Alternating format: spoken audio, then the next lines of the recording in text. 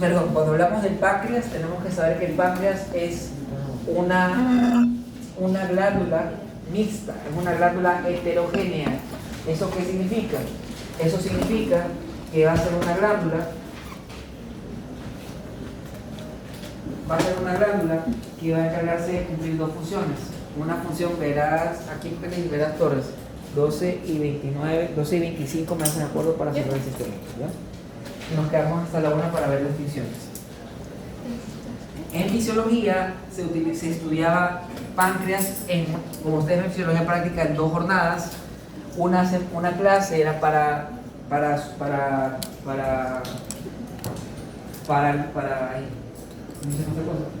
insulina, la otra semana era para glucagón. Tengo que hacer las 2 en una sola, entonces voy a tratar de hacer lo que más pueda. Juan, si quieres venirte más adelante, puedes hacerlo. Ya va a estar abierto hasta la próxima semana. ¿Cómo? Les voy a subir a la plataforma esta semana también lo de ganglios basales. Vergara y Sunín, avísenle al C1 que esa es la forma en la que nos vamos a manejar con ganglios basales. El páncreas, nosotros tenemos que saber que el páncreas es una glándula mixta. Eso quiere decir que es una glándula heterócrina. ¿Eso qué quiere decir? El páncreas va a tener una cabeza, un cuello y una cola. Aparte de eso, nosotros tenemos a los conductos pancreáticos que no vamos a ver. Y el páncreas, aparte de eso, va a tener a un conglomerado de células. Recuerden que para la semana 7, la que viene, tienen que traer el cuaderno de litio. Yo les voy a subir hoy día todo sí. Van a tener que trabajar para que no trabajen en examen. Entonces, nosotros nos encontramos que al ser una glándula heterogénea, esa glándula heterogénea va a constar aproximadamente el 99% de acidos mucosos y serosos que van a tener una función gástrica y va a contar con unos gordillos. ¿Seguro que quieres que allá? Puedes irte ahí.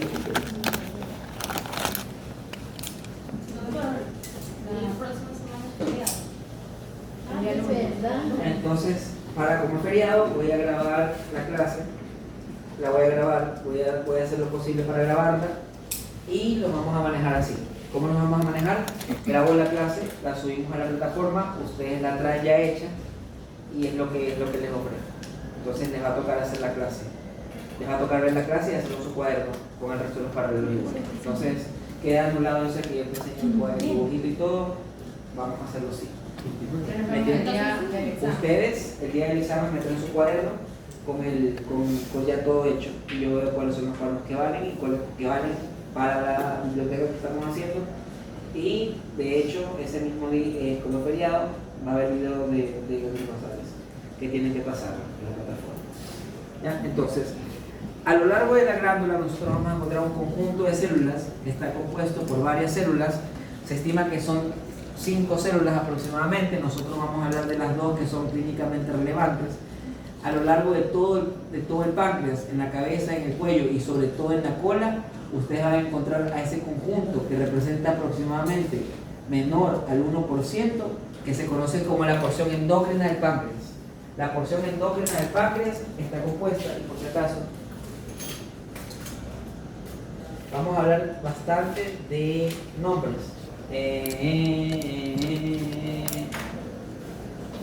Cualquiera de las dos. Vamos a hablar de enzimas. Así que el nombre de las enzimas está aquí. Vamos a poner foto y no en el grupo para que lo puedan poner no aquí de nuevo.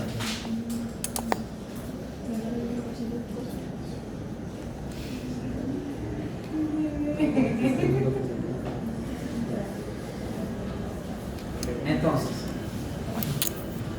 cuando hablamos del 1% del componente endocrino del páncreas, nosotros vamos a hablar del que se va a encargar de regular la función o de regular los niveles. Básicamente, controlar la cantidad de glucosa en sangre. En este caso, nosotros tenemos que la glucosa en sangre normalmente está regulada por un componente de la glándula que corresponde al 1%. Ese componente se llama y se conocen como los islotes de Langerhans. Los islotes de Langerhans van a encargarse de mantener de mantener regulada y controlada la presencia de glucosa sanguínea. En este caso, la presencia de glucosa sanguínea va a ir aproximadamente de 70 a 100 miligramos por decilitro. Esos son los niveles normales de glucosa en sangre. Miligramos por decilitro, 70 a 100 miligramos por decilitro. Así como nosotros tenemos de 70 a 100 miligramos por decilitro, nosotros tenemos un conjunto de hormonas. Un conjunto de hormonas que va a actuar cuando tú alcanzas un nivel de 70 o inferior. Esa hormona va a estar secretada por un tipo de célula que se conoce como la célula alfa pancreática, y la célula alfa pancreática se va a encargar de secretar una hormona que se conoce como el glucagón. Y cuando ustedes alcanzan niveles mayores o superiores a 100 miligramos por decilitro, eso va a ser regulado por un conjunto de hormonas pancreáticas que son secretadas por unas células que se conocen como las células beta, y las células beta van a encargarse de secretar una hormona que se conoce como la insulina. Entonces, cuando hablamos de los componentes endocrinos del páncreas, nosotros estamos hablando de la función de, hay varias células. Se estima que un islote de Langerhans está compuesto de aproximadamente 5 células. Estas 5 células básicamente nos van a ayudar a secretar varias hormonas. Sin embargo, las de más relevancia clínica son el glucagón y la insulina. ¿Por qué el glucagón y la insulina? Porque el glucagón y la insulina, si estoy viendo acá, porque tuve que hacer esto aquí así, la primera vez que tengo que cuadrar una clase que era de 2 semanas, 4 horas en una clase de 2 horas. Por eso es que tengo aquí anotado y tengo acá que hice uno para guiarme y para orientarme. Entonces, mil disculpas por eso también, pero necesito aprovechar el tiempo y de hecho ya empezamos un poco tarde. Entonces, a ver. De estos niveles de glucosa tenemos que saber que el índice normal o el rango normal va de 70 a 100 miligramos por decilitro. Una vez que ustedes alcanzan una concentración menor a 70, se van a activar unas células que se conocen como las células alfa pancreáticas. Las células alfa pancreáticas van a medir de 10 a 15 micras y van a encargarse de secretar glucagón, y corresponde del 15 al 25% del total del islote de Langerhans. A su vez, nosotros tenemos a las células beta que secretan insulina, que van a medir aproximadamente de 20 a 25 micras. Entonces, ¿qué es lo que van a hacer estas células? Estas células van a encargarse de controlar y de regular la secreción, van a encargarse de regular y de controlar los niveles de glucosa en sangre. Entonces, acá nosotros vamos a tener acá los niveles de glucosa en sangre, y obviamente nosotros tenemos que empezar con la más significativa. La más significativa es la que está en mayor proporción. Las células beta son las que nosotros encontramos en mayor proporción dentro de nuestro cuerpo, y al ser las que nosotros encontramos con mayor proporción dentro de nuestro cuerpo, son las que se van a encargar de hacer funciones diferentes. Por eso es que nosotros tenemos que explicar qué es lo que pasa en una célula beta y qué es lo que pasa en una célula alfa. Para explicar lo que pasa en cada una de ellas, es importante que primero hablemos de las características de las células alfa, beta y de las células alfa, y a su vez que nosotros podamos conversar o que podamos hablar de cuál es el efecto que tiene cada una de estas células sobre sus órganos dianas. Por esa razón, nosotros vamos a empezar con la que está en mayor proporción, la que constituye aproximadamente el 60 al 80% del total de un islote. En este caso son las células beta, y vamos a hablar de las células beta pancreáticas, que son las encargadas de secretar insulina. Entonces, vamos a representar acá a una célula beta, que al igual que todas las células de su cuerpo, tiene una superficie basal, 2 superficies laterales, van a tener una superficie apical, que la estamos viendo acá, y vamos a tener esto así. Y obviamente, lo voy a poner un poquito más arriba. Entonces, una célula beta es la que se va a encargar de producir una hormona importante que se conoce como la insulina. Como ustedes saben por bioquímica, porque el semestre pasado vieron bioquímica, ustedes saben que las hormonas, bueno, no las hormonas, las proteínas en general, van a tener 2 extremos, un extremo amino y un extremo carboxilo. La insulina es igual. Entonces nosotros vamos a tener que acá voy a representar a una proteína polipeptídica acá, que tiene a su extremo carboxilo y a su extremo amino. ¿Qué es lo que pasa? La insulina empieza antes de ser insulina como una proinsulina. La proinsulina es una hormona inmadura. Esta hormona inmadura va a tener a sus aminoácidos, que los vamos a dibujar como estamos hablando de una célula beta, los vamos a dibujar de color verde. Esta célula beta va a tener a esos aminoácidos como lo vemos acá. ¿Y qué es lo que pasa? Esta célula beta, que recordemos, la célula beta es una célula que secreta insulina, que va a medir de 20 a 25 micras y corresponde del 60 al 80% del total del islote de Langerhans. Esa célula, como cualquier otra, cuenta con un núcleo. Ese núcleo va a estar asociado, muy íntimamente relacionado con el retículo endoplasmático rugoso, que lo vemos acá, que va a tener la presencia de ribosomas, y aparte nosotros tenemos a otro elemento, a otro orgánulo que se conoce como el aparato de Golgi, que está acá. Y el aparato de Golgi va a encargarse de formar vacuolas que nosotros vemos acá. ¿Qué pasa con esta molécula que conocemos como la proinsulina o la insulina inmadura? ¿Qué es lo que pasa? Dijimos que estas hormonas van a encargarse de regular la cantidad de glucosa en sangre. Es decir, cuando nosotros encontramos concentraciones de glucosa por arriba de 100 miligramos por decilitro, nosotros vamos a ver que nuestro cuerpo, sobre todo el páncreas, que es el que se encarga de componer y regular esto, va a actuar de diferentes maneras. Primero, como hay bastante glucosa en sangre, tenemos que hacer que esta célula beta capte y agarre la mayor cantidad de glucosa posible. Para captar y agarrar la mayor cantidad de glucosa posible, nosotros encontramos que en esta célula hay un canal. Ese canal que están viendo de color rosado no tiene ninguna compuerta, y ese canal se conoce como un glucose transporter o GLUT tipo 2. El canal de GLUT tipo 2 es un canal de glucosa que es insensible a la insulina, es decir, que no es insulino independiente. ¿Eso qué quiere decir? Que la glucosa va a poder ingresar con facilidad a la célula. Como la glucosa ingresa con facilidad a la célula, yo les pregunto, ¿cuándo se secreta insulina? Cuando hay bastante glucosa en sangre. Por lo tanto, la glucosa que va a entrar a esa célula, ¿es poca o mucha? Mucha, Marcillo, bien. Entonces va a entrar bastante glucosa. Entra glucosa, entra glucosa, entra glucosa. Y como hay bastante glucosa adentro de la célula, esa glucosa va a hacer y va a promover que se active un sistema transcriptor activador de traducción, el STAT, que hemos estado estudiando a lo largo de estas clases. Entonces el STAT va a estimular al núcleo. ¿Para qué estimula el núcleo el STAT? El STAT va a agarrar y va a actuar sobre esta hebra de la proinsulina. Esta hebra de proinsulina va a ser degradada, es decir, la vamos a cortar aquí y la cortamos. Y eso nos da como resultado dos hormonas. Una que es la insulina y la otra que nosotros conocemos como el péptido C, que lo vamos a tener acá, o el polipéptido C. Entonces, todo esto empieza con una hormona. Esta hormona es la proinsulina. La proinsulina tiene dos segmentos. Y una vez que nosotros captamos que hay bastante glucosa en la sangre, ¿cuál es el efecto de la insulina? Disminuir los niveles de glucosa. Es decir, cuando tú superas el umbral de 100 miligramos por decilitro, automáticamente esta célula beta pancreática, que mide de 20 a 25 micras y corresponde al 60 o al 80% del total del islote, va a captar glucosa. ¿Qué pasa con esa glucosa una vez que ingresa a la célula? Una vez que ingresa a la célula, esa glucosa va a ser fosforilada en su sexto carbono y va a pasar de ser glucosa a ser algo que se conoce como glucosa 6-fosfato, que ustedes estudiaron en bioquímica.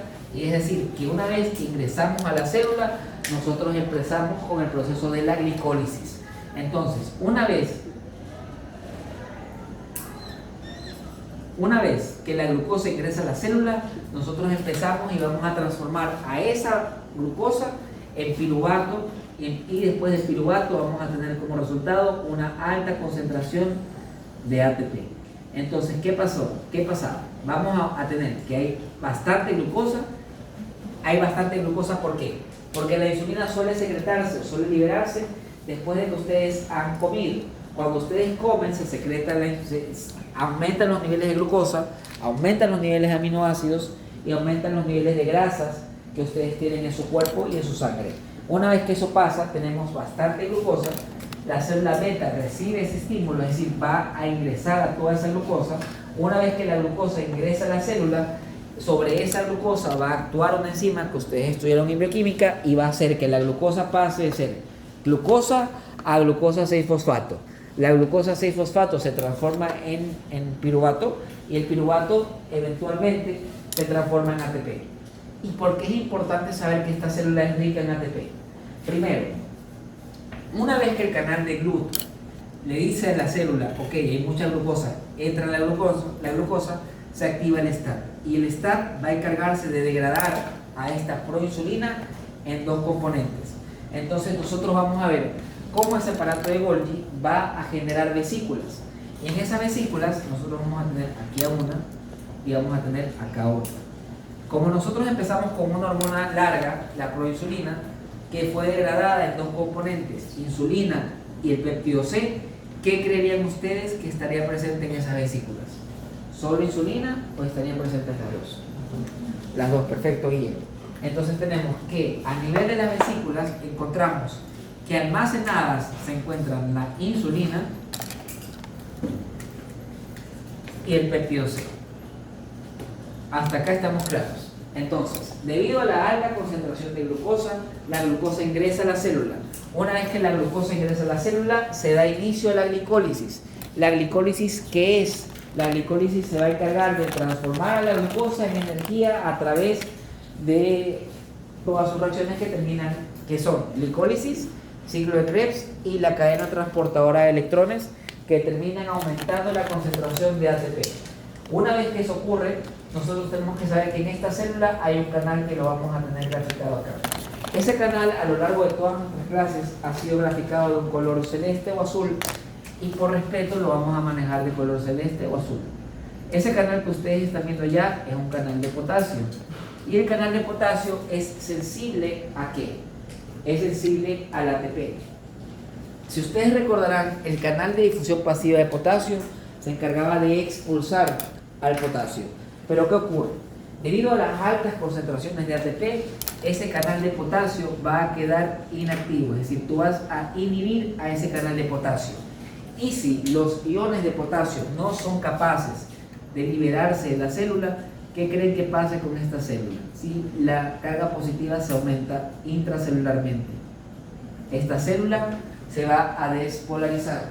Entonces, ¿qué pasaba? Tenemos un estado en el que ustedes tienen alta concentración de glucosa en la sangre. Esta alta concentración de glucosa en la sangre, ¿qué va a hacer?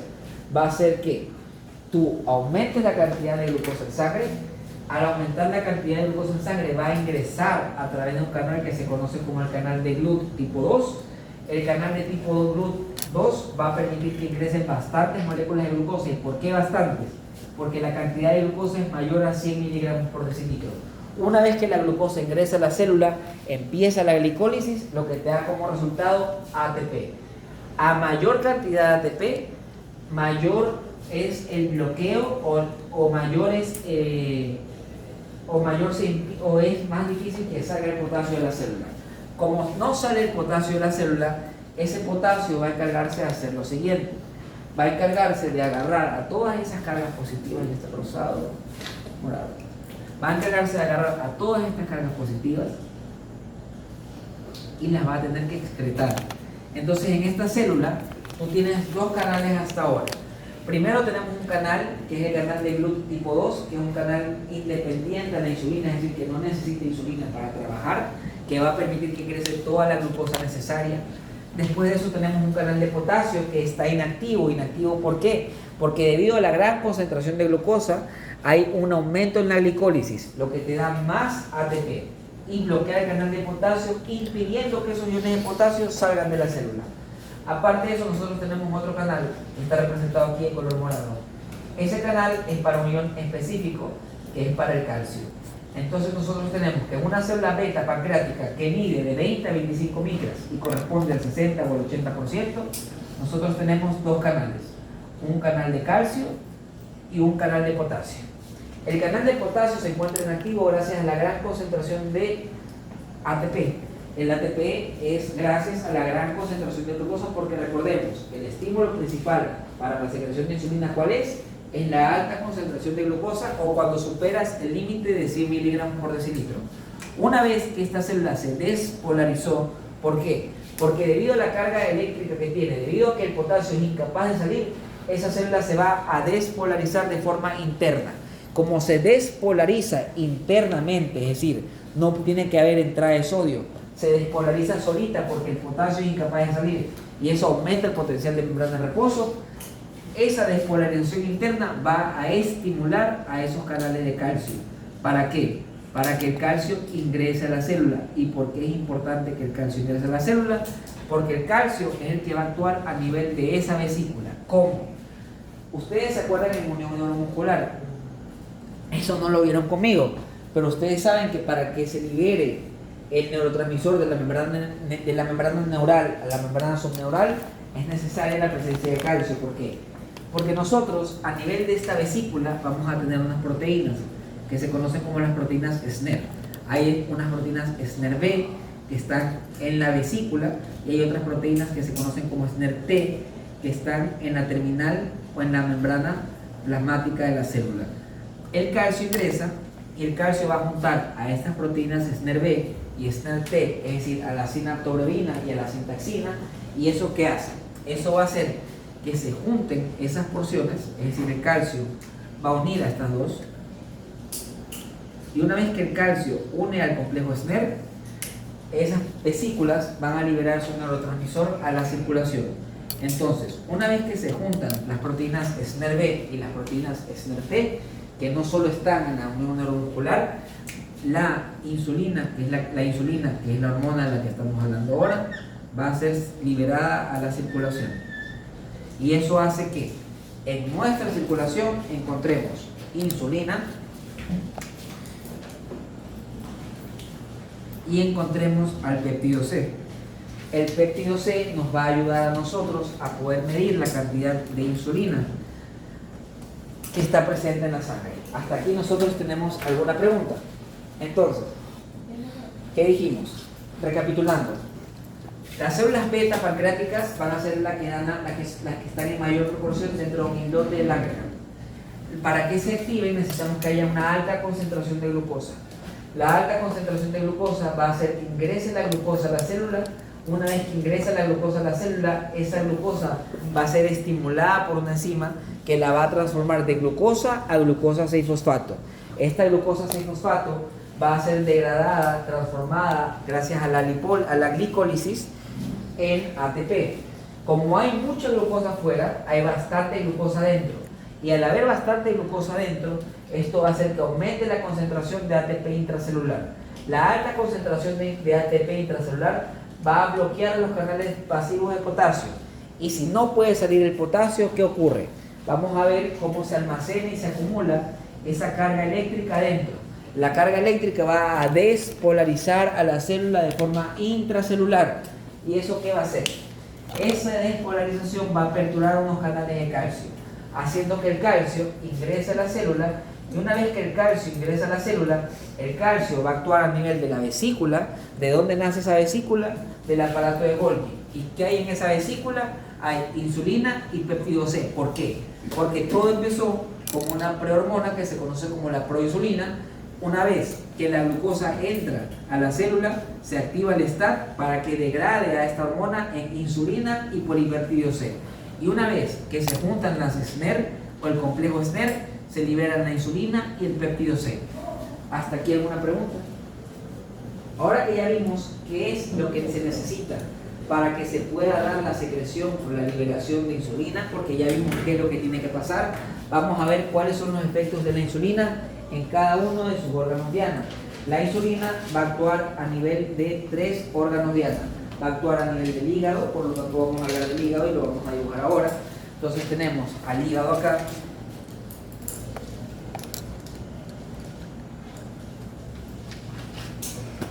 Va a actuar a nivel del hígado, va a actuar a nivel del tejido adiposo y va a actuar a nivel del tejido muscular. Pero para que la insulina actúe, porque ya tenemos a la insulina tiene que actuar en un receptor. El receptor donde actúa la insulina es este receptor que estamos viendo acá, que también tiene una porción extracelular y una porción intracelular, y esa insulina va a llegar y va a actuar en ese receptor. Ese receptor que ustedes están viendo ahí, donde actúa la insulina, se conoce como el TKR o el receptor de tirosinoquinasa. El receptor de tirosinoquinasa va a ser estimulado por la insulina, y una vez que la insulina estimula ese receptor de tirosinoquinasa, se va a activar al segundo mensajero de este caso. En este caso vamos a explicar al segundo mensajero más adelante. En estos momentos no es importante, porque no es importante. Lo único que tenemos que saber ahorita es que una vez que la insulina interactúa con ese receptor de tirosinoquinasa, se van a activar canales que van a permitir el ingreso de glucosa. ¿Por qué el ingreso de glucosa? Porque así como nosotros tenemos una alta concentración de glucosa en sangre y lo que queremos hacer es disminuir la cantidad de glucosa, necesitamos un canal específico para que nos ayude a liberar esa glucosa. Ese canal específico que se activa una vez que la insulina actúa sobre su receptor de tirosinoquinasa, es el canal GLUT o Glucose Transporter de tipo 2. Entonces, tú encuentras al canal GLUT tipo 2 en la célula beta y a nivel del hígado. ¿Y qué pasa? ¿Qué es lo que nosotros tenemos en la sangre de más, en exceso? Glucosa. Entonces, la insulina se va a liberar cuando hay bastante glucosa. Como tenemos bastante glucosa, lo que ocurre es que se va a activar una vez que la insulina se une a su receptor de TKR, y una vez que se une a su receptor de TKR, va a activar algo que se conoce como el IRS. El IRS significa Insulin Receptor Substrate, o el sustrato del receptor de insulina. Entonces, una vez que la insulina se adhiere al receptor de tirosinoquinasa, se va a activar al IRS o al sustrato del receptor de insulina. Cuando se activa ese sustrato del receptor de insulina, vamos a ver cómo es que la insulina actúa a nivel del hígado. Entonces, ¿qué pasa? La insulina se libera de la célula beta, esa insulina actúa a través de un receptor de tirosinoquinasa. Una vez que se une la insulina a ese receptor de tiroquinasa, se va a estimular al sustrato del receptor de insulina, y el receptor del sustrato de insulina va a promover los efectos de la insulina a nivel del hígado. ¿Qué es lo que pasa? Nosotros teníamos altas concentraciones de glucosa, por lo tanto, la glucosa que tenemos de forma extracelular va a ingresar hacia la célula, va a ingresar a la célula. ¿Y cómo ingresa a la célula? Ingresa a la célula a través de un canal GLUT o un GLUT que es Glucose Transporter de tipo 2. El canal GLUT de tipo 2 está presente en el hígado y en la célula beta. Y una vez que ingresa la glucosa al hígado, una vez que ingresa la glucosa al hígado, y una vez que se activó el IRS, la glucosa va a comenzar y se va a polimerizar y va a formar a una molécula que nosotros conocemos como glucógeno. Entonces, el primer efecto que tiene la glucosa a nivel del hígado es hacer una polimerización de la glucosa. Por lo tanto, a nivel hepático,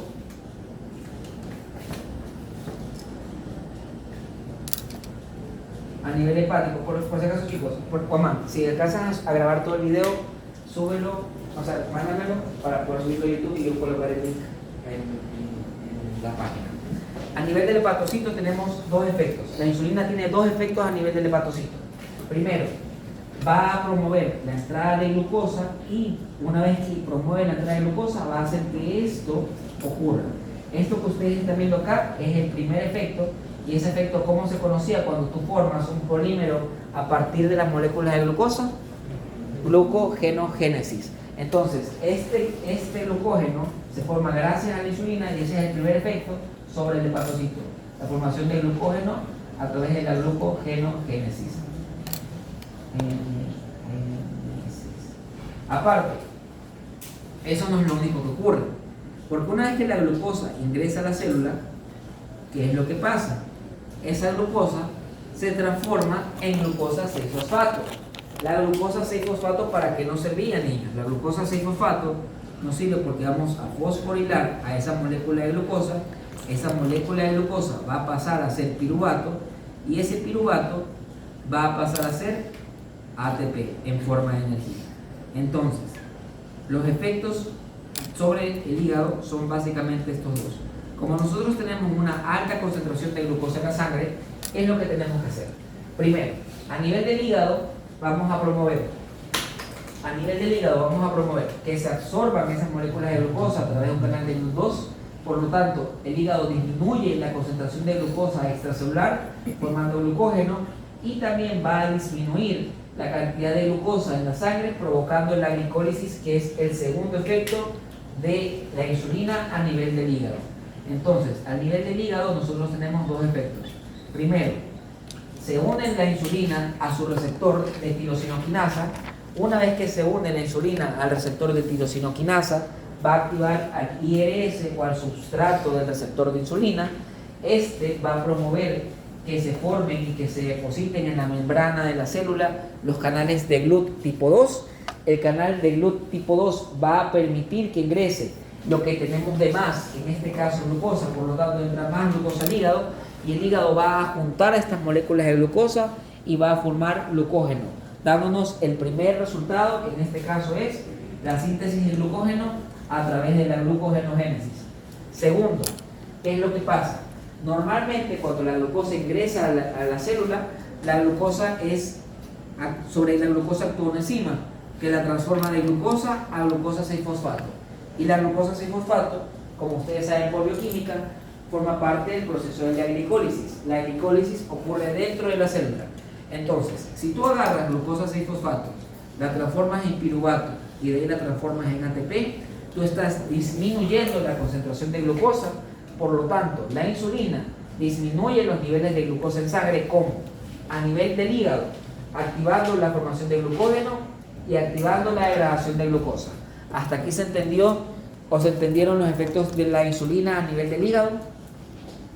¿Alguna pregunta? ¿Todo bien? Entonces, niños, ya sabemos lo que hace la glucosa a nivel del hígado. Como ya sabemos lo que hace la glucosa a nivel del hígado, vamos a ver ahora lo que pasa con lo que hacen sus otros órganos diana. La glucosa va a actuar a nivel de 3 órganos. Ya vimos a uno. Actúa primero a nivel hepático y de verdad no se ve nada. Y el enfoque no. Entonces, el segundo efecto va a ser sobre el tejido adiposo. El tejido adiposo y en el tejido adiposo es donde nosotros vamos a ver el segundo mensajero. Porque sí, la insulina también trabaja bajo un segundo mensajero, que no es el segundo mensajero que hemos estado viendo en hipófisis, en tiroides, en suprarrenal. Es un segundo mensajero completamente diferente. Así que asústate, Shalika. Nosotros tenemos aquí a este tejido adiposo. 1, 2 y 3 células del tejido adiposo. Esas células, ¿cómo se llaman? Adipocitos. El adipocito tiene un núcleo periférico y una vacuola bien grande que tiene triglicéridos. ¿Qué es lo que nosotros tenemos en sangre? Bastante glucosa. Entonces, ¿qué vamos a ver ahí? Ahí vamos a ver qué es lo que hace la insulina. Entonces, la insulina, que estaba de un color naranja, bueno, naranja sí, va a llegar a su receptor y creo que aquí me equivoco. Vamos a tener acá a nuestro receptor. No, ese es.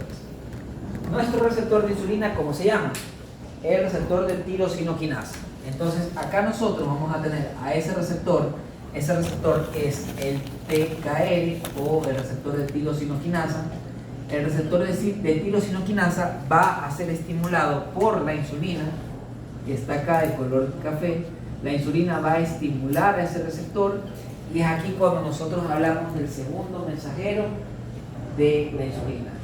El receptor del segundo mensajero de la insulina tiene un nombre largo. Las abreviaciones, ya se los voy a decir, son PI3K y el PI3K significa fosfato diinositol 3 sinasa. Entonces, el segundo mensajero de la insulina es el PI3K o fosfato diinositol 3 sinasa. Una vez que eso pasa, y si ustedes recordarán por la clase de hipófisis, nosotros habíamos hablado que existe un componente en la membrana plasmática que se conocía como el PIP2, y sobre el PIP2 actuaba una enzima que se conoce como la fosfolipasa C. En este caso, nosotros también vamos a encontrar acá a un elemento que se conoce como el PIP2. Entonces aquí nosotros vamos a tener PIP2. Entonces en esta membrana plasmática ustedes van a tener también al PIP2, pero la PI3K, que es el segundo mensajero de esta molécula, va a actuar sobre ese PIP2. Entonces, ¿sabes qué, Gordillo? Estoy yo leyendo cuando la P, cuando yo te diga, cuando no me acuerdo, mientras presta atención. La PI3K, que es el segundo mensajero, va a actuar sobre el PIP2 y va a hacer que ese PIP2 se transforme a PIP3. Cuando se transforma a PIP3, entonces, ¿qué pasa? Llega la insulina a su receptor de tirosinoquinasa, va a activar al PI3K, que es su segundo mensajero. El segundo mensajero va a actuar sobre un componente de la membrana lipídica que se conoce como el PIP2, pero el AK3, el PI3K va a transformar a ese PIP2 en PIP3, y el PIP3 va a aumentar las concentraciones de algo muy importante que se conoce como la proteínoquinasa B o la AKT. Entonces, ¿qué pasaba? Llega la insulina al receptor de tirosinoquinasa, activa su segundo mensajero, que es el PI3K. El PI3K transforma al PIP2 en PIP3, y el PIP3 va a aumentar las concentraciones de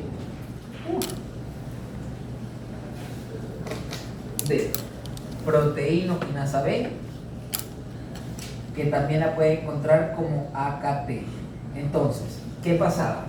Llega la insulina a su receptor, activa el segundo mensajero, el segundo mensajero crea al PIP3, el PIP3 aumenta las concentraciones intracelulares de proteínoquinasa B o AKT, y una vez que se aumentan las concentraciones intracelulares de proteínoquinasa la proteínoquinasa B o AKT, que básicamente es lo mismo, vamos a ver cuál es el efecto de la insulina a nivel de ese órgano.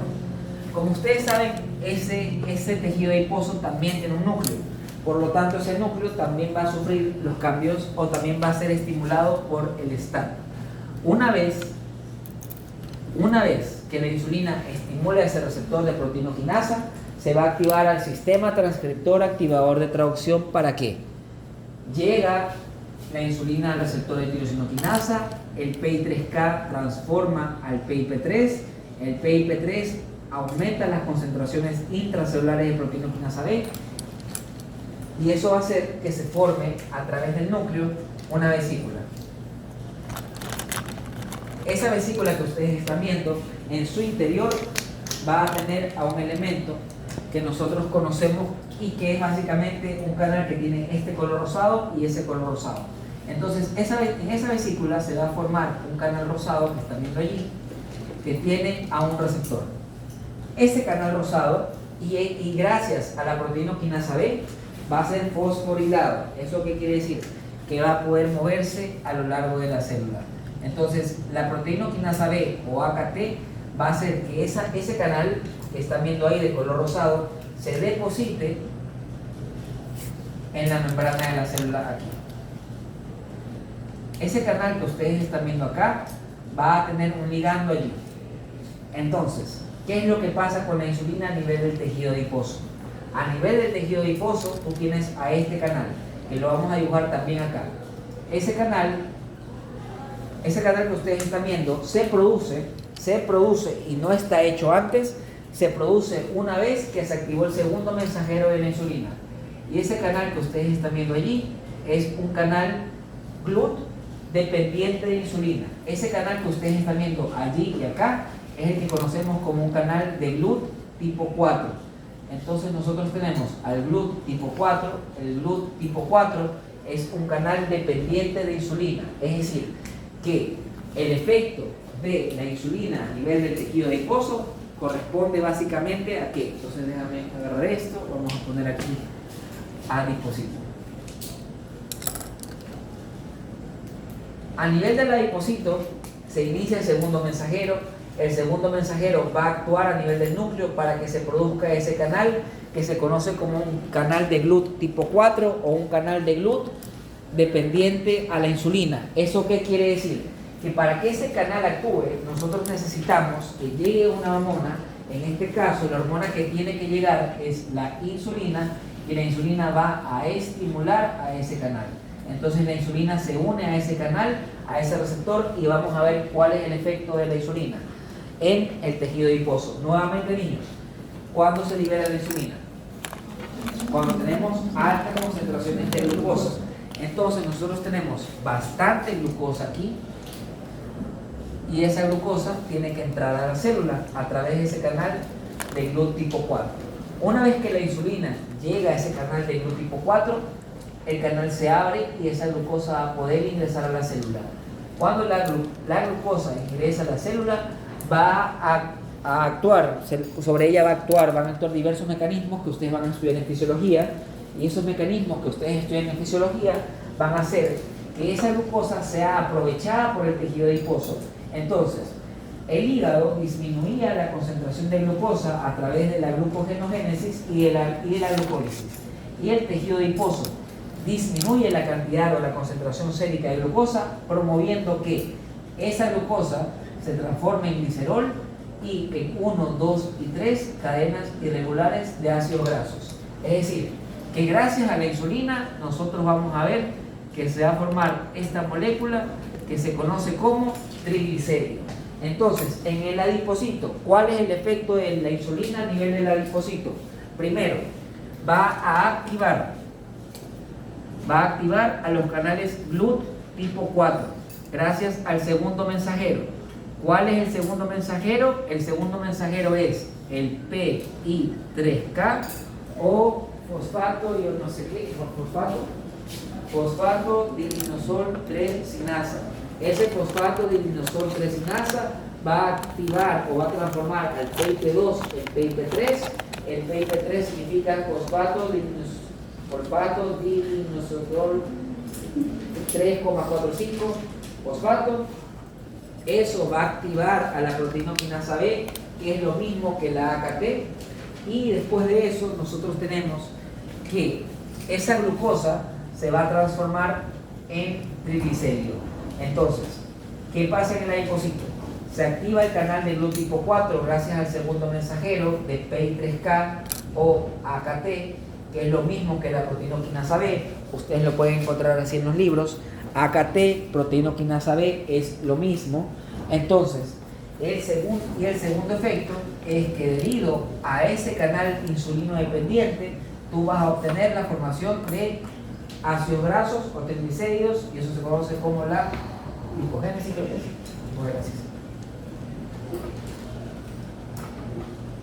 ¿Hasta ahora alguna pregunta o algo que no haya quedado claro? ¿Desean que les repita algo? Torres, ¿qué hora es? Entonces, si entendimos lo que pasa a nivel del hígado, es decir, ¿qué es lo que pasaba? Hay mucha glucosa en el cuerpo, hay que disminuir esos niveles de glucosa. Como hay que disminuir esos niveles de glucosa, tenemos que hacerlo de varias formas.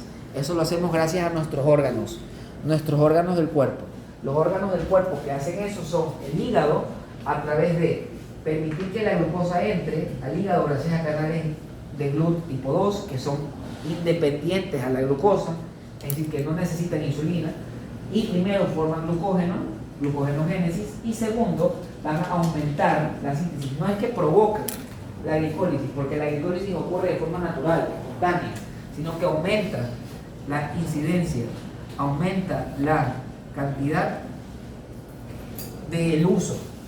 Y lo que ocurre en el adipocito es que va a activar a su segundo mensajero, el PI3K y AKT, que se va a encargar de activar, de sintetizar. ¿Cómo se sintetiza ese canal de GLUT tipo 4? A través del núcleo. Para que se sintetice ese canal de GLUT tipo 4, ¿qué tiene que ocurrir? Llega la insulina al receptor de tirosinoquinasa. La tirosinoquinasa activa a la PI3K. Una vez que la PI3K se activa, la PI3K actúa en el PIP2 y lo transforma en PIP3. y apenas eso ocurre, se aumenta la concentración de proteínoquinasa B o AKT, que es lo mismo. La proteínoquinasa B, cuando se activa,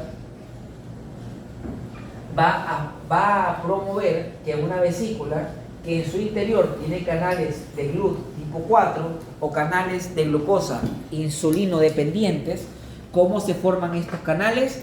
Debido a que cuando esto ocurre, el núcleo ya los está sintetizando.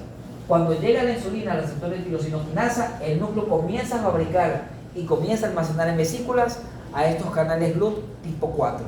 Cuando esos canales GLUT tipo 4 se forman, la insulina se une y se adhieren a la membrana, la insulina se une a ese canal, lo que lo apertura, hace que la glucosa ingrese a la célula y a través de esa glucosa nosotros formamos los lípidos o el triglicérido, y de esa forma también disminuimos la concentración de glucosa en sangre.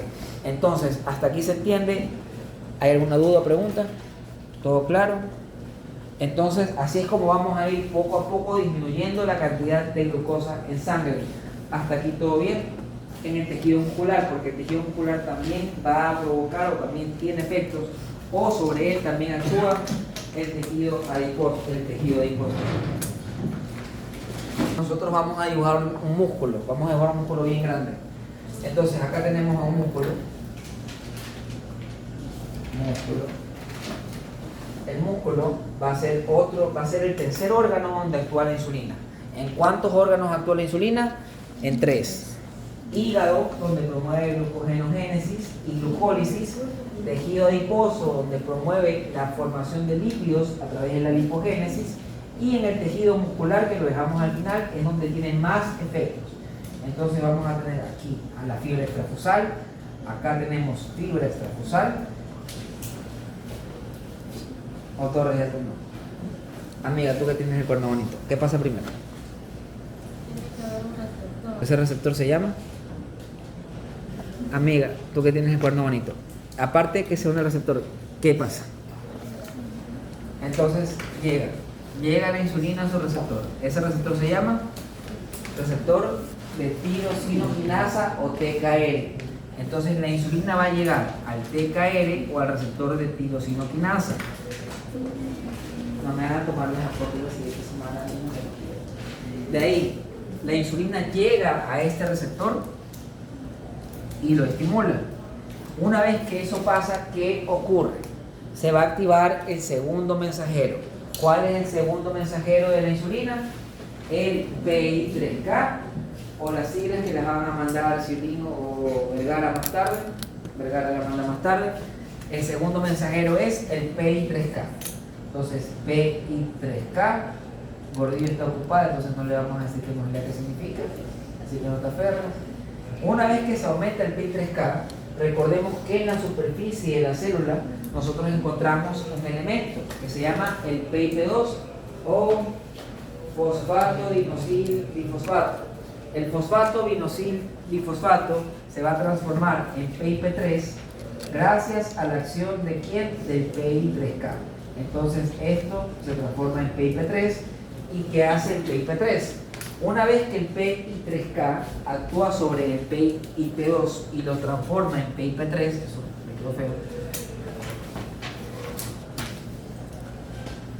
que tú agarres el PI3K transforma al PIP2 en PIP3, y esto te va a dar como resultado ¿qué cosa? Que aumenten las concentraciones intracelulares de proteínoquinasa B o AKT, que es lo mismo. Entonces acá te voy a poner las dos. Proteínoquinasa B, acá abajo, AKT, que es exactamente lo mismo. Y eso va a activar ¿qué cosa?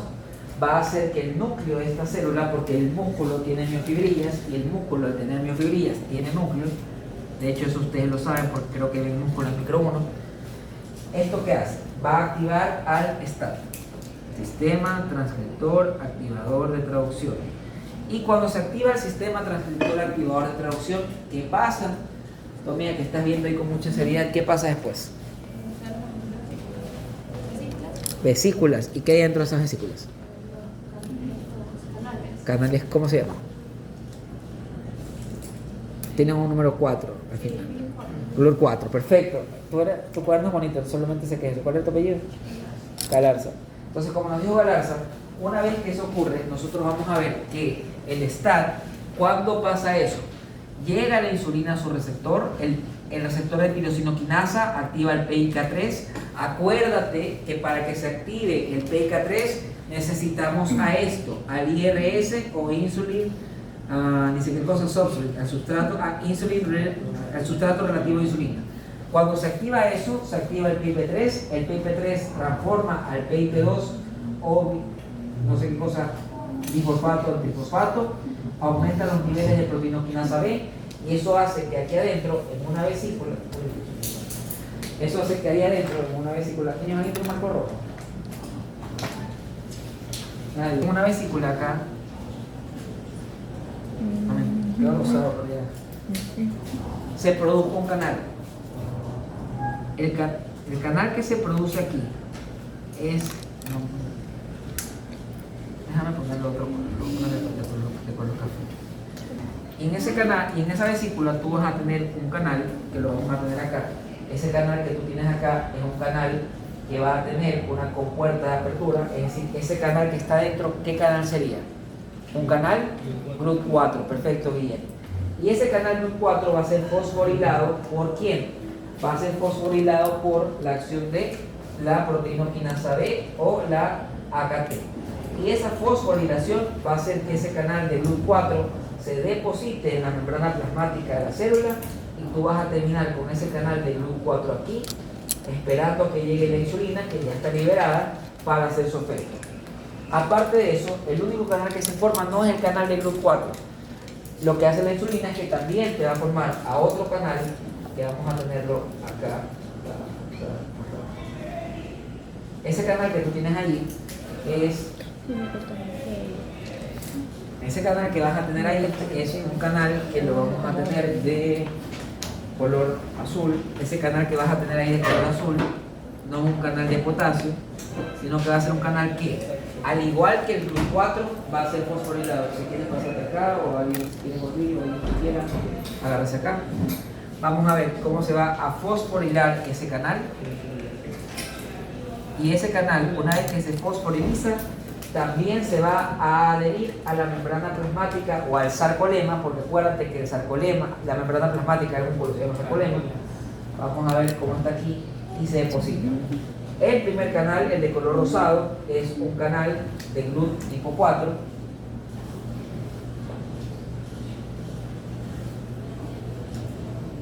Y el segundo canal es un canal de aminoácidos.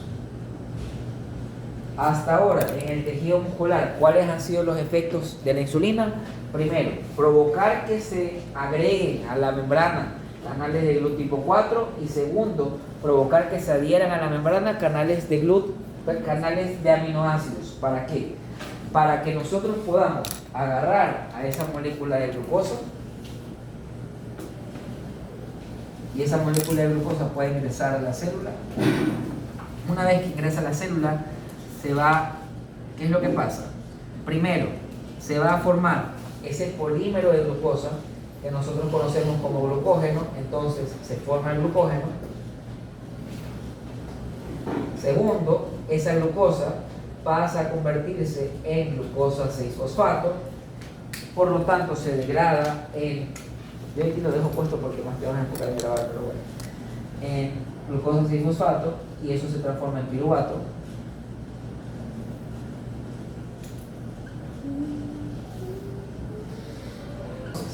Y después de eso, vamos a ver cómo los aminoácidos van a ingresar a la célula.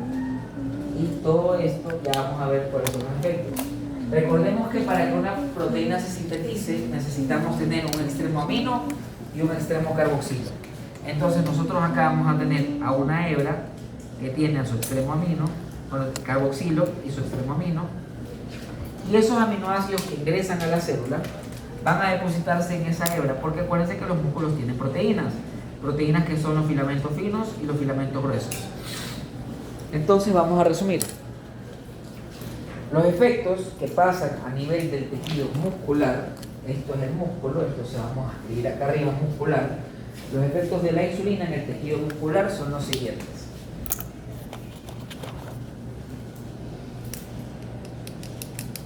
Primero, ¿qué pasó primero? Primero, aumentamos la cantidad de glucosa que entra a la célula, es decir, que aumentamos el ingreso de glucosa a la célula. Segundo, ¿qué pasa? Esa glucosa forma glucógeno a través de la glucogenogénesis. Tercero, esa glucosa se degrada en piruvato y se transforma en ATP gracias a la glicólisis. Cuarto, permite el ingreso de los aminoácidos. Y con el ingreso de los aminoácidos, nosotros tenemos síntesis de proteínas. Así nosotros disminuimos la cantidad de glucosa en el hígado. Entonces nuevamente vamos a borrar esta flecha para ponerlo mejor. Entonces, a nivel del hígado, ¿cómo disminuimos los niveles de glucosa? Primero, se absorbe glucosa gracias a los canales de GLUT tipo 2 y se forma el glucógeno. Segundo, agarramos a esa glucosa y la convertimos en piruvato para obtener ATP. Esas son las dos formas en las que la insulina disminuye los niveles de glucosa a nivel del hígado. En el tejido adiposo disminuye los niveles de glucosa gracias a la síntesis de lípidos. Y en el tejido muscular nosotros vamos a ver que se disminuyen los niveles de glucosa gracias a que aumenta el ingreso de glucosa al músculo, aumenta la glucogénesis y aumenta la glicólisis. Y después nosotros vemos que en el mismo hígado, en el mismo músculo, baja la concentración de glucosa y de aminoácidos, porque cuando tú comes, también comes aminoácidos, entonces se cumple el efecto de lograr que la glucosa baje y alcance los niveles normales. Se entendió el efecto de la insulina. Entonces, para que la insulina se secrete,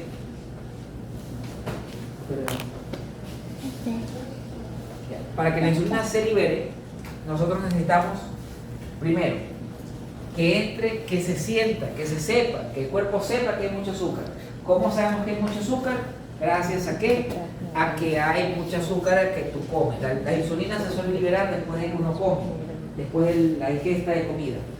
Ingieres la comida, la célula beta pancreática, que es una célula que mide del 20 al 25%, y recordemos que corresponde al 60%, del 60 al 80% del total de los islotes de Langerhans, va a hacer que entra glucosa a la célula. ¿Qué pasa con esa glucosa dentro de la célula? Es convertida en glucosa 6-fosfato. La glucosa 6-fosfato es parte de la glicólisis, y la glicólisis junto al ciclo de Krebs y junto a la cadena transportadora de electrones que ustedes vieron en bioquímica, produce aumento de ATP. El aumento de ATP intracelular bloquea los canales de potasio que normalmente hacen que el potasio salga de la célula. Pero como el potasio no puede salir, se acumula dentro de la célula. Y eso hace que el ATP que bloquea ese canal hace que la célula se despolarice de forma interna. Al despolarizarse de forma interna, nosotros vemos como el calcio, como eso apertura los canales de calcio. Al aperturar los canales de calcio, nosotros tenemos en una vesícula a una proteína que antes de que todo esto ocurra se conocía como proinsulina. Cuando la glucosa entra a través del canal GLUT2, esa proinsulina se corta y te da a una porción que es la insulina, que está representada de color naranja, y a otra porción que es el péptido C. Los dos se almacenan en vesículas gracias al aparato de Golgi. Una vez que se despolarizó la célula intracelularmente por el acúmulo de potasio, entra el calcio. El calcio actúa a través de las proteínas SNERV y SNERT, sinaptobrevina y sintaxina, para que se liberen a la circulación la insulina y el péptido C. Es por eso que cuando ustedes quieren verificar los niveles de insulina, también piden los niveles de péptido C. Como nuestro objetivo es disminuir la cantidad de glucosa en sangre, necesitamos que esa glucosa sea utilizada por nuestro cuerpo. ¿Cómo es utilizada? En 3 órganos. Primero, a nivel del hígado. En el hígado, ¿qué pasa? hay canales GLUT2. Esos canales GLUT2 van a activarse una vez que la insulina llegue a su receptor de tirosinoquinasa. Cuando llegue la insulina al receptor de tirosinoquinasa, va a activar el substrato de insulina. El substrato de insulina es el que va a hacer que esto ocurra y que esto ocurra. Porque recuerda que el canal GLUT2 ya estaba ahí. Entonces la glucosa ingresa a la célula, que forma ese polímero que se conoce como glucógeno y aumenta la glicólisis. Entonces los efectos de la insulina para disminuir la cantidad de glucosa en sangre son dos. Primero, glucogenogénesis y segundo, glucólisis. Después de eso tenemos que entender que todo lo que hace la insulina no lo va a hacer a través de los canales GLUT2 o canales insulino independientes, sino que va a haber casos donde nosotros necesitamos que la insulina esté presente para que pueda hacer su efecto. Esos canales se conocen como los canales de GLUT tipo 4, y los canales de GLUT tipo 4 nosotros los encontramos en el tejido adiposo y a nivel del tejido muscular. ¿Qué pasa en el adipocito? Para que se formen los canales de GLUT tipo 4 nosotros necesitamos dos cosas. Primero, que se active el segundo mensajero. ¿Cuál es el segundo mensajero? Llega la insulina a su receptor de tirosinoquinasa, activa al PIP3K. El PIP3K transforma al PIP2, que es un componente liposoluble, un componente lipídico de la membrana plasmática, en PIP3. Y el PIP3, apenas se activa el PIP3 va a aumentar las concentraciones de proteinoquinasa B, que también la puedes encontrar en los libros como AKT. Eso hace que inicie el STAT y el núcleo, recuerda que ese adipocito también tiene un núcleo, promueve la transcripción y traducción de canales de GLUT dependientes de insulina o canales de GLUT tipo 4. Esa proteinoquinasa B va a fosforilar a esa vesícula para que transporte y mueva a ese canal a la membrana celular. Y cuando llega ese canal a la membrana celular, ingresa la glucosa a la célula, y es así como tú utilizas la glucosa. Eso lo vas a ver en fisiología. ¿Para qué? Para que formen triglicéridos. Entonces, en el adipocito encontramos canales de GLUT tipo 4 que promueven la lipogénesis. Y por último, tenemos el efecto en el tejido muscular, que es donde más efectos tiene la insulina. ¿Qué es lo que pasa? Llega la insulina a su receptor de tirosinoquinasa, para que se active ese receptor de tirosinoquinasa. ¿Se acuerdan que la proteína G estaba inactiva cuando estaba unida al GDP y se activa cuando se une al GTP? En este caso, el receptor de tirosinoquinasa y el P3K están inactivos siempre. Se activan cuando se unen al IRS o al Insulin Receptor Substrate. Cuando se une al IRS, se activa el PI3K. El PI3K transforma al PIP2 en PIP3, lo que aumenta las concentraciones de proteinoquinasa B o AKT, que es lo mismo, les repito, es lo mismo. ¿Y eso qué hace? Va a promover que se dé inicio al sistema transcriptor activador de traducción o STAT. El sistema transcriptor activador de traducción o STAT, ¿qué va a hacer? Dos cosas. Primero, va a promover esto así, porque si no me alcanza el espacio. Promueve la inserción de canales de GLUT tipo 4. ¿Para qué? Para que ingrese la glucosa a la célula, se forme ese polímero de glucosa que se conoce como glucógeno, y segundo, tercero, esa glucosa pase a la glicólisis, ciclo de Krebs y cadena transportadora de electrones para producir ATP, es decir, glicólisis. Y el segundo efecto es que una vez que se da ese segundo mensajero, no solamente creas canales de GLUT tipo 2, también vas a crear canales que permiten el ingreso de los aminoácidos. Esos aminoácidos van a servir para formar a proteínas, y esas proteínas también van a ser importantes porque es el segundo efecto, porque tú cuando comes no solamente ingresas glucosa, la otra cosa que ingresa con ustedes es aminoácidos. Y así como nosotros regulamos y bajamos la concentración de glucosa después de comer. ¿Se entendió? ¿Alguna pregunta sobre insulina? Órganos: hígado, músculo y tejido adiposo. Recordemos que estos dos extremos, 70-100, están controlados por dos hormonas. Una que ya estudiamos, que son las células beta, que promueven y liberan insulina, y la otra es el glucagón. Entonces, esto que nosotros estamos viendo acá, lo que vamos a hacer ahorita es lo siguiente. Vamos a estudiar cómo es que se da este efecto antagonista que está aquí. Y obviamente al doctor Ferretti le gusta preguntar esto. ¿Con qué se relaciona la secreción de insulina? La secreción de insulina está influenciada por la acción del sistema nervioso parasimpático. Es decir, que cuando en su cuerpo se libera acetilcolina, vamos a ver que los niveles de insulina o que la acción de la insulina aumenta. Así como el sistema, así como la célula beta está relacionada al sistema nervioso parasimpático, nosotros vamos a ver que el glucagón está relacionado con el sistema nervioso simpático. ¿Hasta aquí alguna pregunta? ¿Todo bien? ¿Todo bien? ¿Entendió? Vamos con la segunda parte de la clase que tiene que ver con la célula beta. Sorpresivamente creo que avanzamos más rápido de lo normal. ¿Sí? La célula beta, entonces,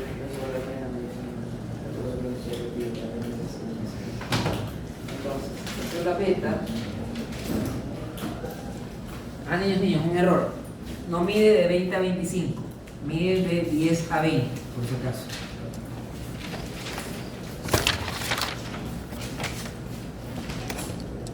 De 10 a 20 litros. Y aquí también mide de 10 a 20 litros. Así que la célula beta es la célula más numerosa de los islotes de Langerhans. Los islotes de Langerhans se van a dividir en una médula interna y una cápsula periférica, al igual que el resto de órganos. Así que nosotros ahora vamos a ver acá el efecto de la célula alfa, que está representada con un color morado, y se libera cuando tú alcanzas niveles de glicemia menor a 70 miligramos por decilitro. No me van a hacer quedar mal cuando me fisiología, este segundo mensajero se lo saben de memoria ya, solo hace falta estudiarse. Así que vamos a ver lo que pasa con una célula beta. La célula beta, y obviamente como no hay video de esto, les voy a pedir a ustedes que usen su creatividad para que en su cuaderno de limpio hagan lo mejor posible. Después de ver la teoría, nosotros nos vamos a ir a ver la práctica, y recuerden que porque las dos células, un citoplasma pálido, un núcleo con cromatina laxa, y no se diferencian las unas de las otras, se utilizan varias tinciones para estudiar a estas células. Por lo tanto, nosotros hoy día, para poder ver a estas células, vamos a estudiar 3 tinciones, y eso significa que en el examen se les van a preguntar cuál tinción es la que están viendo. La primera tinción, que es de las placas que nosotros tenemos aquí, es hematoxilina y eosina. La segunda tinción es la fusidaldehída. Y la tercera, que es la única que te permite diferenciar a una célula de la otra, es la tinción de Gomori. Así que vamos a ver ahora a la célula beta acá, y obviamente tenemos que ver cuál era su estímulo principal. Por si acaso, ustedes como promoción, no sé, si fuera otro escenario, o no gustar mi clase completa, yo les daría a ustedes microscopía electrónica, porque ahí se las puede diferenciar. Y como estamos en práctica, se puede tomar. Pero eso lo voy a dejar para el siguiente semestre. A ustedes solamente les va a llegar a preguntar atención. Así que eso es, no te quedes, porque el siguiente semestre el endocrino viene recargado, potente y atómico. Así que bueno, niños, tenemos acá nuevamente nuestro capilar. Capilar, y de paso de la potencia se me quedé sin detalle. ¿Tú tienes?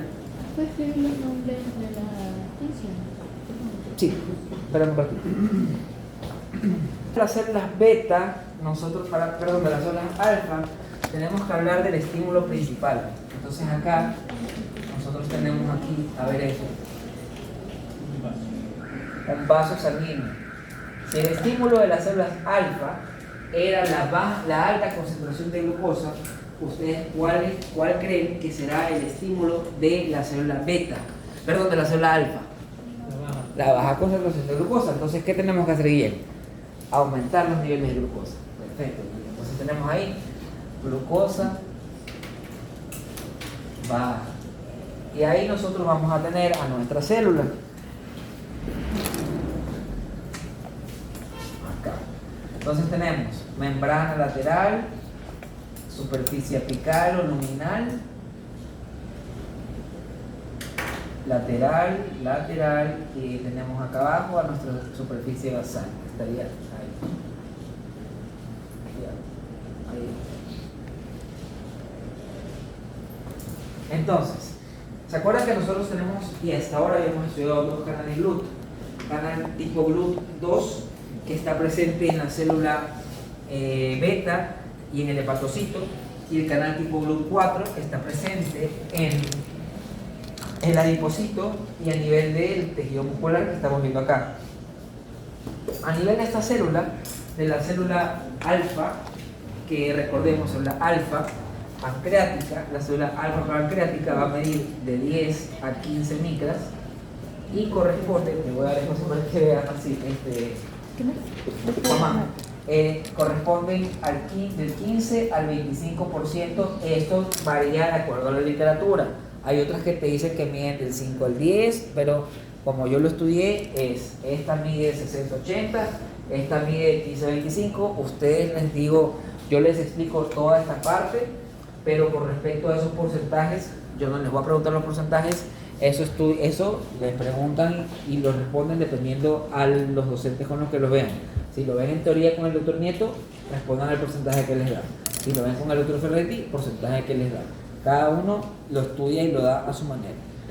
Entonces, y obviamente eso no significa que estemos mal. Significa que obviamente, como todo esto, hay literatura variada y cada uno estudia lo que se le hace más fácil a uno estudiar. Así que primero, acá vamos a encontrar un canal. Ese canal que nosotros encontramos allí es un canal rosado. ¿Eso qué les quiere decir a ustedes? Que va a ser un canal de glucosa, un canal GLUT. Ya Guillén no sabe. Entonces acá nosotros tenemos un canal de glucosa. Ese canal GLUT que ustedes ven allí es diferente. ¿Por qué? Porque ese canal no lo hemos escuchado antes. De hecho está en la placenta también. Y se conoce como un canal GLUT. Creo que hice mal al hacer el borde primero. Ese canal que ustedes están viendo ahí es un canal GLUT tipo 1. El canal GLUT tipo 1 lo que va a hacer es permitir el ingreso de glucosa. Pero, Guillén, tú que eres el que está alerta, atento en todo, hay baja glucosa, ¿verdad? Entonces va a entrar y la misma cantidad de glucosa que entra acá o menos. Pero igual va a haber glicólisis.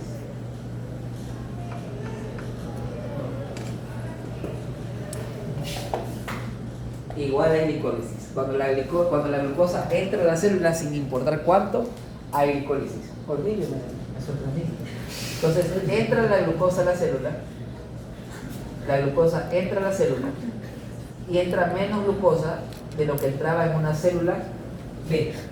Entonces entra menos glucosa, esa glucosa igualmente se va a transformar en glucosa 6-fosfato, eso igual se va a transformar en piruvato,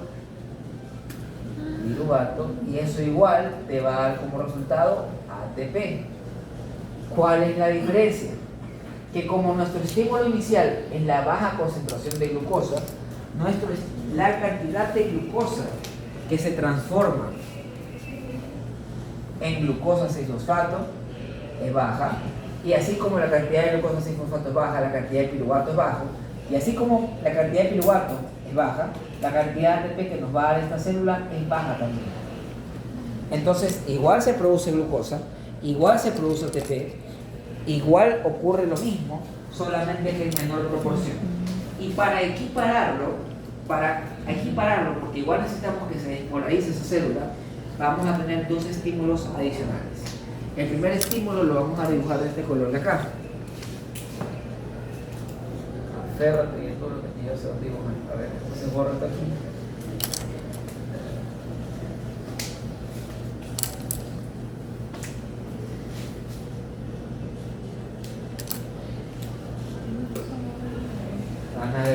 Ahí está el color de la mirada, ¿verdad? Ese receptor que ustedes están viendo ahí es un receptor de CCK.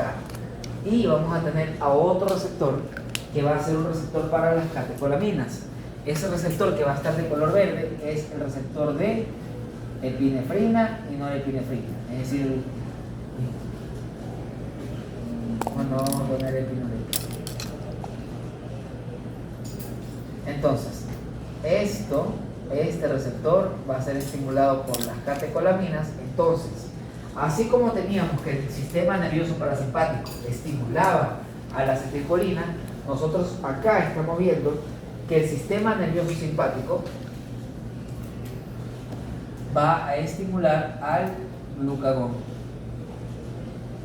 Y aparte, esta célula va a estar influenciada también por la cantidad de colecistocinina o CK que le llega. Entonces, para equiparar y para equilibrar la diferencia que hay con la cantidad de glucosa que se transforma aquí en piruvato, nosotros acá tenemos dos receptores que hacen ese efecto parecido, que son el receptor de la epinefrina y la norepinefrina y el receptor de la CCK. Entonces, ¿qué es lo que estamos viendo? Que sí, entra menos glucosa, y sí, hay menos cantidad de glucosa sin fosfato, y sí, hay menos piruvato, y sí, hay menos ATP. Pero esos receptores que están ligados a una proteína G van a hacer lo mismo. ¿Qué es lo que van a hacer? Van a hacer que igual esa cantidad de ATP, aunque sea poco, aunque sea baja, va a encargarse de evitar, de disminuir ese ATP que estaba ahí, lo voy a señalar acá de color verde, también va a encargarse de bloquear a ese canal de potasio. Bloquea el canal de potasio, ¿y eso qué significa? Que esa célula se va a despolarizar de forma interna, así. Al despolarizarse de forma interna, ¿qué creen que va a pasar? Se van a activar los canales de calcio. Entonces aquí nosotros tenemos un canal de calcio.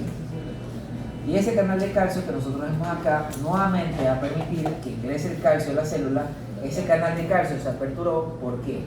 Porque la célula se despolarizó de forma interna, aquí, así. Doctor, ya se me va. ¿Crees? Bien, sí.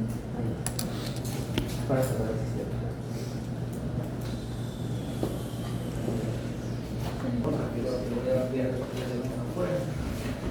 Beta se encargaba de producir insulina y esa insulina era degradada en insulina y polipeptido C.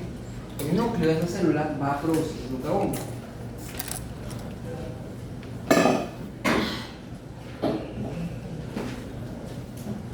El glucagón igualmente va a tener estas proteínas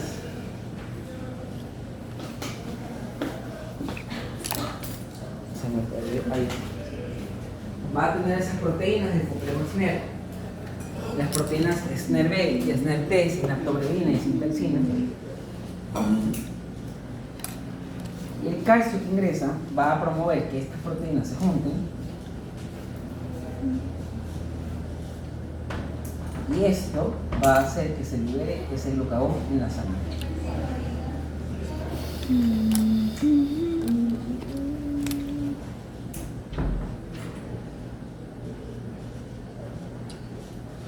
Una vez que se libera el glucagón en la sangre,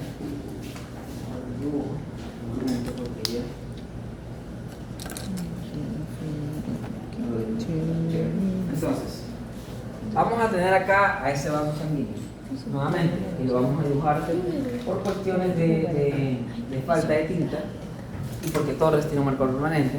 Vamos a dibujar acá a ese vaso sanguíneo. Niños, los capilares que rodean obviamente, para separar a recuerden que la glándula, que el páncreas es una glándula heteroendocrina, es una glándula heterogénea, es decir, que tiene ácidos serosos y mucosos, que estudiaron el semestre pasado en micro 2, las células del Langerhans están divididas de los islotes. Es por eso que histológicamente, si nosotros no vemos a los islotes Langerhans, es fácilmente y es muy fácil confundir a una glándula parótida o submaxilar con un páncreas por la cantidad de ácidos serosos y mucosos. Entonces, ese glucagón va a ser liberado a la circulación y ese glucagón ahí es donde va a hacer su efecto. Entonces vemos, ¿qué pasó? Ahí dice glucagón. Sí, ahí dice, oiga señor, ahí dice Sí, glucagón. bonito que te quedas Y en otro dice calcio. Sí, Ahí. glucagón. Y acá dice calcio.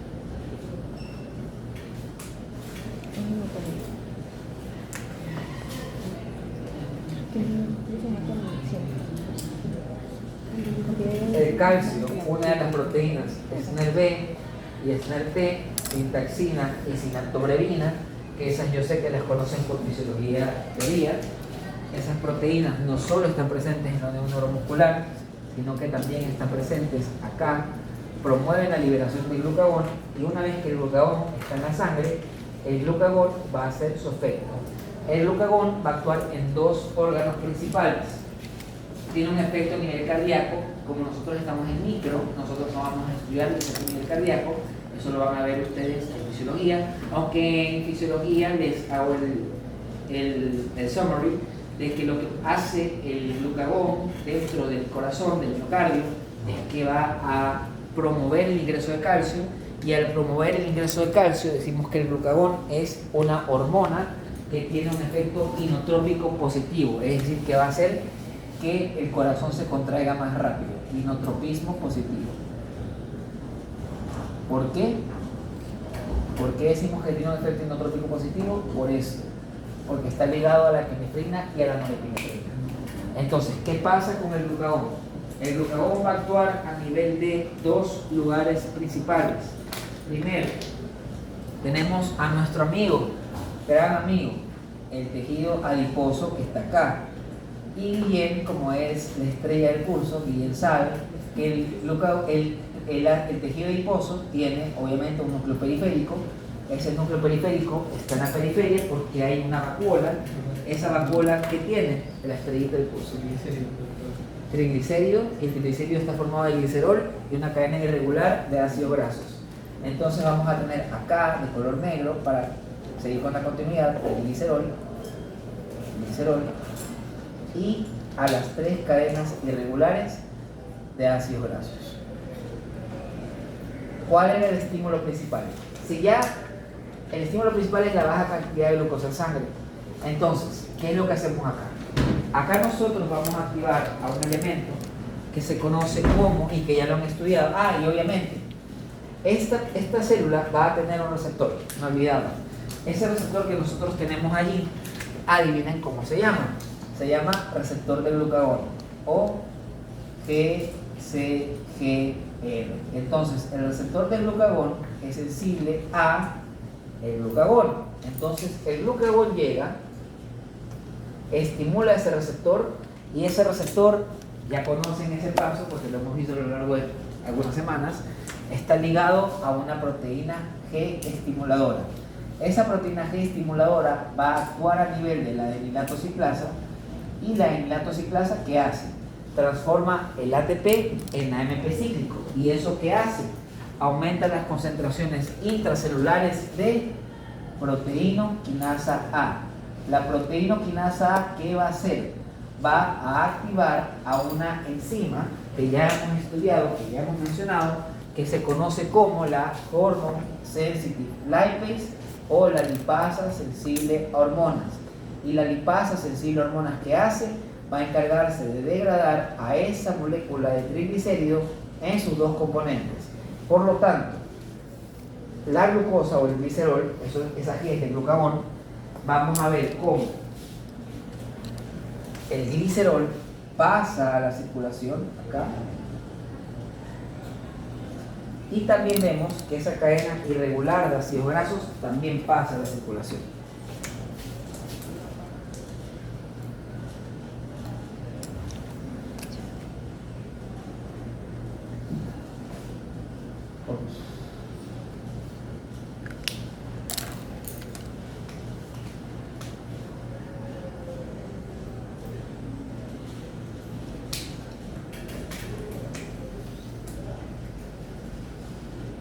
Y es así como nosotros elevamos, gracias a la lipasa sensible a hormona o a la Hormone Sensitive Lipase, la concentración de glucosa a nivel del tejido adiposo.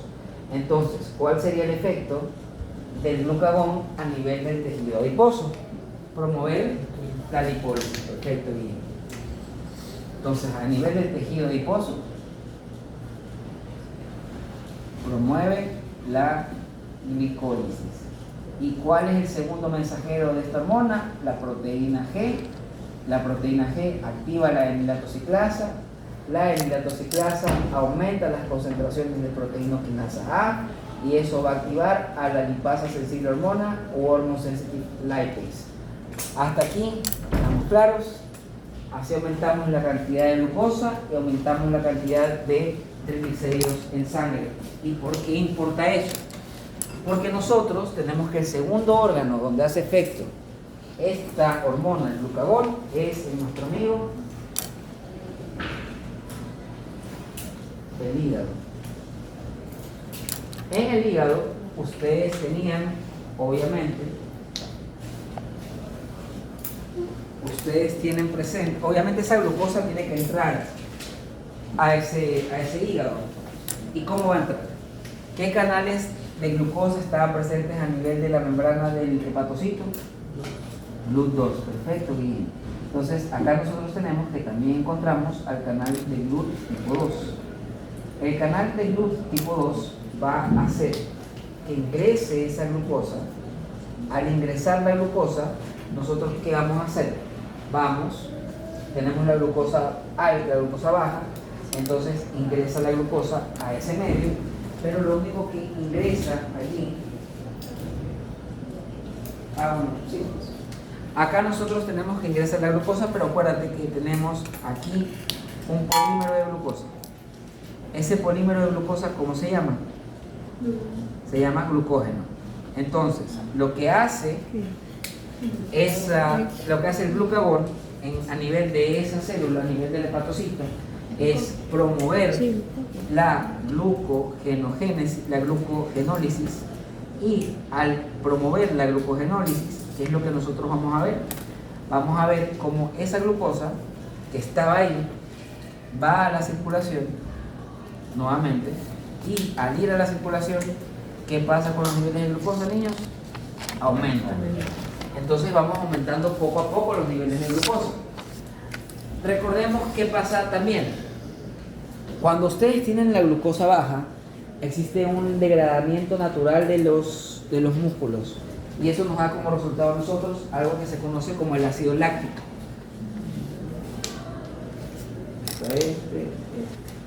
Entonces, nosotros vamos a agarrar al ácido láctico, vamos a agarrar al glicerol, vamos a agarrar el ácido láctico, vamos a agarrar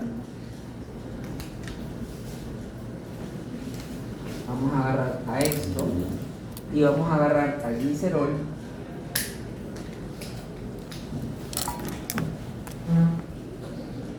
y todo esto me va a dar como resultado la síntesis de más glucosa. ¿Cómo se conoce ese proceso por el cual nosotros agarramos a esas moléculas y las transformamos en glucosa? Y a esas moléculas me refiero al glicerol, ácidos grasos y al ácido láctico, gluconeogénesis. Entonces, ¿cómo hacemos para aumentar la glucosa gracias al glucagón? A nivel hepático,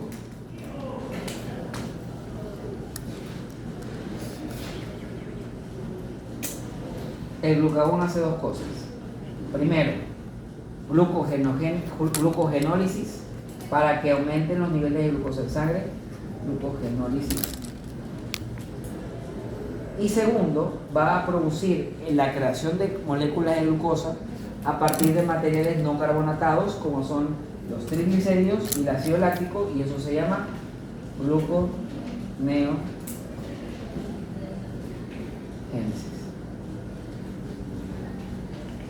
Y eso es lo que hace el glucagón. Entonces, nosotros vimos que a nivel de la célula alfa, que mide de 10 a 15 micras, que corresponde del 15 al 25% del total del islote de Langerhans, pasa lo siguiente: entra menos glucosa, sí, pero igual entra la glucosa. Esa glucosa va a ser transformada, ni bien ingresa al citoplasma de la célula, en glucosa 6-fosfato. Eso inicia la glicólisis, por lo tanto, tú produces carbohidrato y produces ATP. Como la cantidad de ATP es menor en relación a la que estaba presente en la célula beta, necesitamos estímulos adicionales. Esos estímulos adicionales, ¿quién nos brinda? El receptor de colecistocinina. ¿Por qué? Porque el páncreas es una glándula anexa al aparato digestivo. Y aparte el receptor de epinefrina y norepinefrina. Por lo que decimos que el sistema nervioso simpático influye en la acción del glucagón. Entonces, para que el glucagón aumente los niveles de glucosa en sangre, pasan dos cosas. Primero, actúa a nivel del tejido adiposo sobre su segundo mensajero, y obviamente acá también actúa sobre su segundo mensajero. El segundo mensajero en el hepatocito es el que vimos acá arriba, acá lo vamos a tener en negro, es el glucagón receptor o el receptor del glucagón. Una vez que el glucagón, que estaba de color morado, lo vamos a volver a poner de color morado, llega allá, va a activar a la proteína G, en este caso una proteína G estimulante, que es la que se va a encargar de mediar todos estos procesos. Entonces, aunque entre menos glucosa y aunque haya una menos producción de ATP, igual se bloquean los canales de potasio. Al bloquearse los canales de potasio, encontramos que la cantidad se despolariza la célula, se despolariza intracelularmente. Al despolarizarse, va a ingresar el calcio, lo que hace que en esa vesícula de glucagón, recordemos que esa vesícula de glucagón se forma igual de lo que ocurre acá. Es decir, que allá nosotros igual vamos a tener un núcleo. Ese núcleo va a estar asociado al retículo endoplasmático rugoso, donde ocurre la transcripción y la traducción, y va a ser empaquetada en el aparato de Golgi. Y una vez que esté empaquetada por el aparato de Golgi, es que nosotros tenemos esas vesículas que están llenas de glucagón. Cuando se despolariza de forma interna la célula, esa vesícula que tiene glucagón se une, gracias al calcio, se une a la membrana plasmática de la superficie basal y se libera el glucagón. El glucagón va a la sangre y una vez que pasa la circulación, hace efecto en sus órganos diana para aumentar la cantidad de glucosa en sangre. ¿Cómo aumentamos la cantidad de glucosa en sangre? Primero, actuamos a nivel del tejido adiposo. Recordemos también que es importante, a nivel del tejido adiposo, el glucagón actúa activando a la lipasa sensible hormona o a las hormone sensitive lipase, lo que degrada el triglicérido en glicerol y una cadena irregular de ácidos grasos. Aparte actúa a nivel del hígado. En el hígado, ¿qué hace? Promueve la glucogenólisis, donde se degrada a esa molécula de glucógeno, que son monómeros de glucosa. Esa glucosa pasa a la circulación, lo que aumenta la cantidad de glucosa en sangre, y de paso tenemos componentes como la cadena irregular de ácidos grasos, que nació de la lipólisis, y el ácido láctico, que es parte de la degradación muscular, o cuando ustedes hacen ejercicio o están en ayunas también se produce ácido láctico, lo transforma, y eso se conocía como gluconeogénesis. Y esos son los efectos del glucagón. ¿Hasta aquí alguna pregunta?